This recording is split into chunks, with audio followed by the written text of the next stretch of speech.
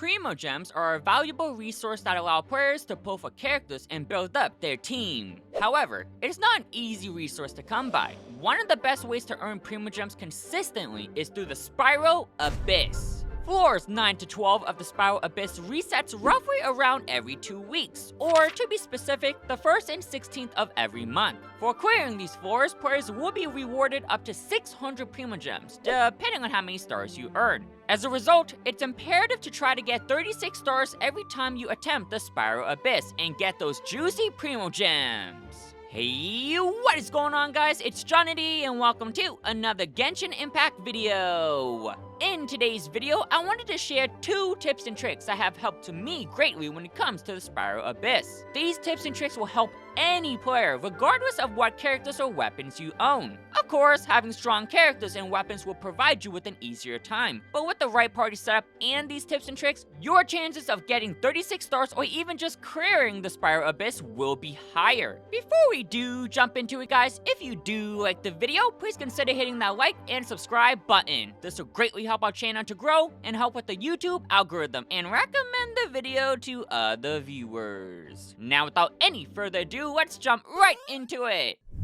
The first tips and tricks that we'll be discussing about is prepping for each chamber. This is a really important tip and trick, and one that I think players will be utilizing the most. The 2 main key components when it comes to clearing the Spiral Abyss is survivability and speed. Survivability to ensure you reach the end while earning at least some Primogems, and speed to clear as fast as possible to maximize on Primogems. Much like your adventure across Teyvat, if your character's HP falls to 0, they will be KO'd and unable to participate any further. If this happens, you generally go to a statue of the 7 or use food to revive your character. Unlike your adventure though, the Spiral Abyss is a different monster and does not permit food, and it's not like we can pause the Spiral Abyss and say, hey, I'm gonna walk over to the statue of the 7 to heal. Therefore, maintaining your party's HP is going to be important because once you clear a chamber, your party's HP and even elemental bursts will carry over based on what they currently were from the previous chamber. The party's HP and elemental bursts will only refresh when you start a new floor, so like entering floors 9 through 12.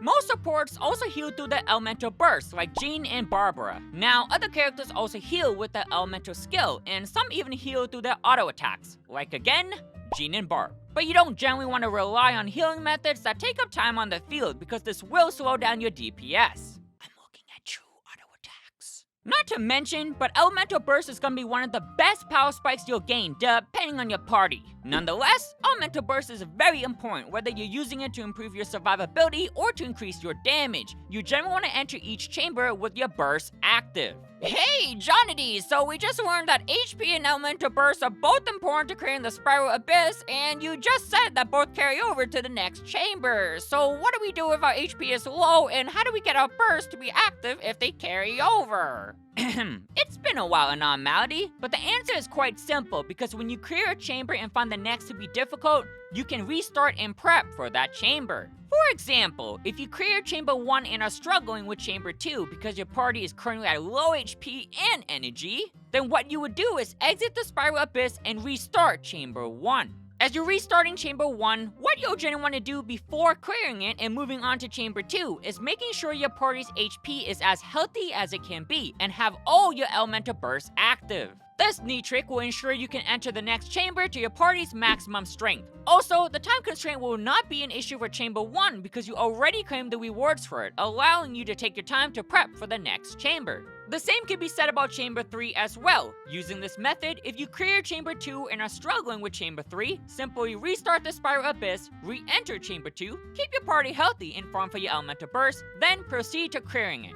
Once you enter chamber 3, you'll once again start it with your party's maximum strength, increasing your chances at clearing the Abyss. Throughout the Spiral Abyss, players will most likely have difficulties with the speed component. There are a lot of strong supports, both 4 stars and 5 stars that have great heals and shields to keep your party alive. Now, the same can technically be said about DPS and support DPS characters as well, but when you're facing adversaries that are designed to naturally have a bunch of HP, it could prove challenging. Ultimately, this will depend on your party, setup, gear, and artifacts, but there is a tip and trick to help improve your overall damage, and that is buff farming. As a reminder, food buffs are prohibited inside the Spiral Abyss. Instead, when you enter each chamber, you'll see 3 buffs that are offered. As you enter a new chamber, you'll see another set of buffs. Certain buffs last for the entire floor, while some only last for that specific chamber. For the most part, you'll generally want to obtain buffs that last the entire floor unless you're on chamber 3, which is the last one. As you grind through the Spiral Abyss, you'll no doubt see some garbo buffs that might not be suitable for your team comp. What players might not be aware of though is that each day, the buffs from each chamber also reset. This is very important to take note of because what it ultimately means is that players can try to obtain buffs that suit their party. Stats that are highly sought after are crit rate and crit damage. In the Spiral Abyss, there's an 8% crit rate and 15% crit damage buff for the entire party. This is a massive buff and will undoubtedly make your party stronger. While buffs do change every day, there is a trick to basically reserve your buff, and hence why we call this tip and trick buff farming. For example, say your party's overall lacking some crit stats when you enter chamber 1 and you see the crit rate and crit damage buff. You'll most likely want to take this buff for the party. However, as you proceed, the buffs from chamber 2 are looking rather questionable. We mentioned before that buffs change every day, but there is one exception though, and that is buffs that you have already taken. If I was struggling with Chamber 2 and received the crit buffs from Chamber 1, what I generally do is exit the Spiral Abyss, do my daily commissions on Genshin, and wait for the next day. As you re-enter the Spiral Abyss, it'll ask the player if you want to proceed with where you left off.